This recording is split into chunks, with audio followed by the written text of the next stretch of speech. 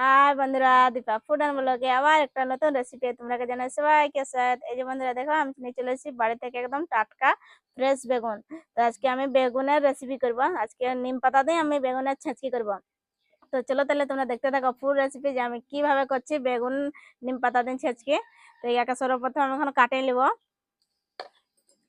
দেখছো না কি সুন্দর একদম ফ্রেশ ফ্রেশ হচ্ছে বেগুন গা, কোনো দাগ নাই, দেখো বাড়ির একদম টাটকা। এই দেখো কি সুন্দর একদম বীজটা, দেখো বীজ হয় না, দেখো কচিয়ে আছে বেগুন গা। তো এটাকে আমি কাটে নেব।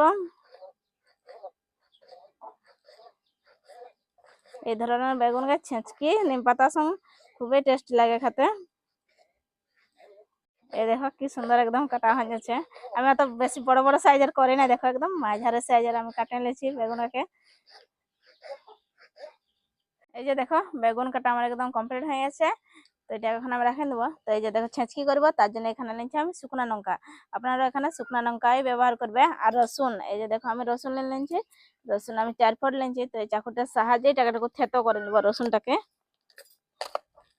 এই যে দেখো এইভাবে ঝাঁকে দিলে এটা এখন যেতে, তো এটা এখন আমি ছড়াই নেবো। আর নিম পাতা দরকার হবে, তো নিম পাতা আমি গাছের থেকে নিয়ে আসবো। আমাদের বাড়ি গাছ আছে সামনে, বাড়ির থেকে যাই আমি নিম পাতা নিয়ে আসবো। ছেঁচকি তো বেশি কিছু দরকার হয় না, শুকনা লঙ্কা আর নিম পাতা আর রসুন, এগুলোই হয়। সব তো আমার একদম রেডি হয়ে গেছে। তো আমি এখন উনুনটা ধরাই নিব।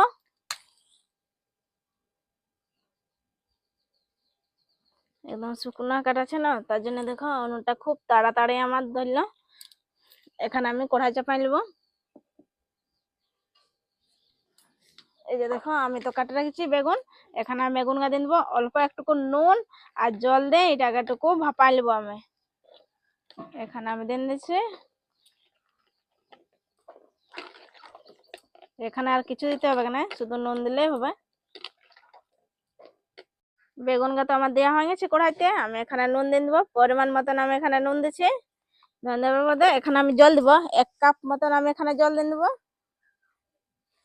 জল দেওয়ার বাদে এখন লাড়াচাড়া করে আমি ঢাকনা এখানে দিয়ে দেবো।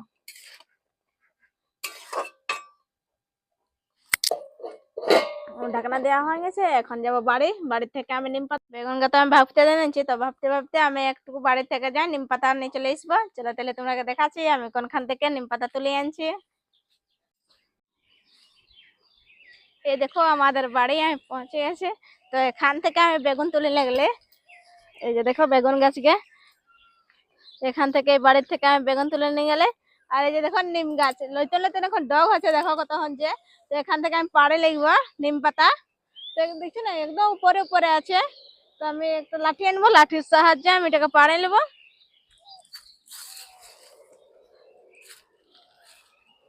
নিম ফুল হচ্ছে, নিম ফুলের বড়া খুব সুন্দর লাগে। তো এখনো তো অত বেশি হয় নাই, ফুল অল্প অল্প হচ্ছে।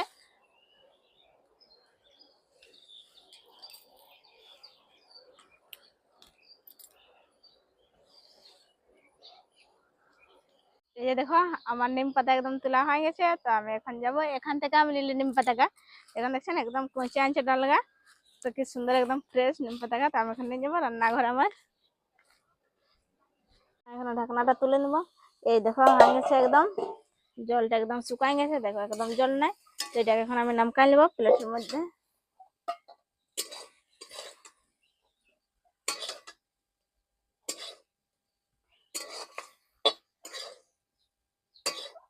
কড়াইটা এই যে দেখো আমার হয়ে গেছে। তো কড়াইটা আমি এখন টুকু ধুয়ে নেবো। এই দেখো বাড়ির থেকে আমি নিম পাতা তুলে নিয়ে আলে। তো নিম পাতা এসব তো দরকার হবে কেন, তো আমি ভালো ভালো করে দেখে আমি নিয়ে নেবো, তুলে নেবো। তো এই দুটা ডালে আমার হবে। তো এই যে দেখছো না একদম কচি কচি কি সুন্দর একদম হচ্ছে, ফুল হচ্ছে। তো এটাতে ডালটা ফুল হয় নাই, ছোট ছোট ফুল হচ্ছে, ফুলেরও বড়া হয় নিম পাতা। তো নিম পাতা শরীর পক্ষে খুবই ভালো উপকারে, খেতে একটু তিতা লাগে, তো শরীর পক্ষে ভালো। তো আমি এখন তুলে নেবো।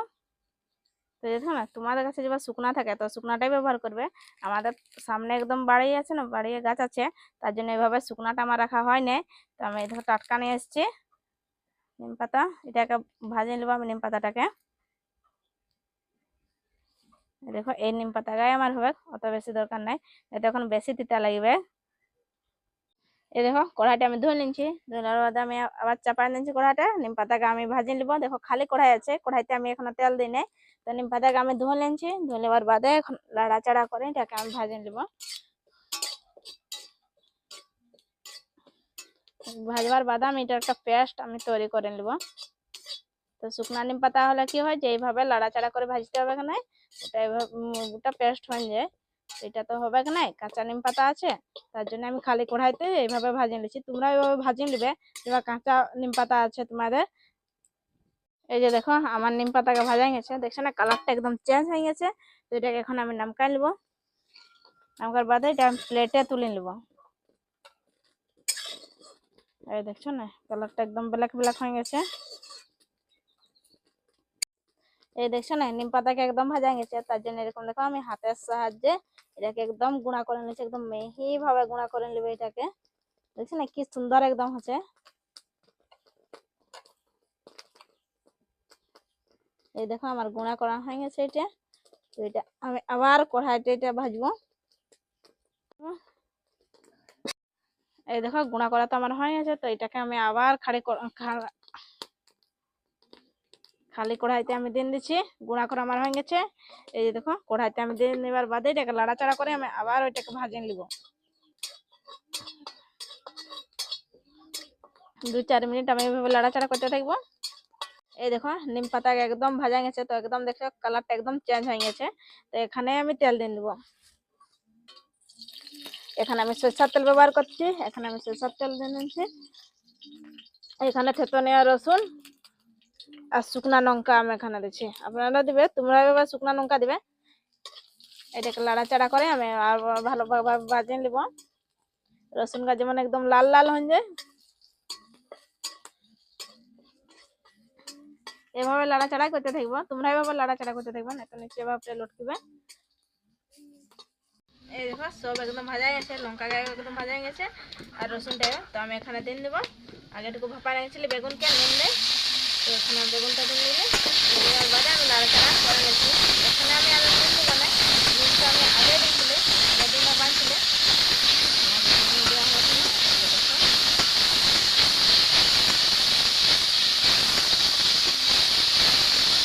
কি সুন্দর একদম মেখেলা হয়েছে বেগুনের ছেঁচকে নিম পাতা দিয়ে।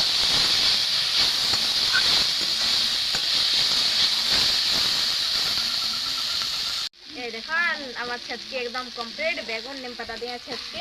বেগুন আমি নামকা নিলে প্লেটের মধ্যে তুলে নেব। এটা আমি এখন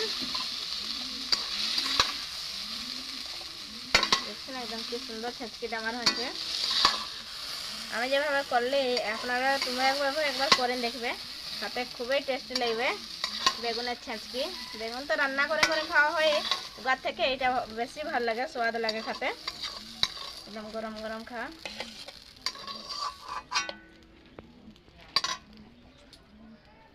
দেখো নিম পাতা দিয়ে বেগুন আমার ছেঁচকি একদম কমপ্লিট।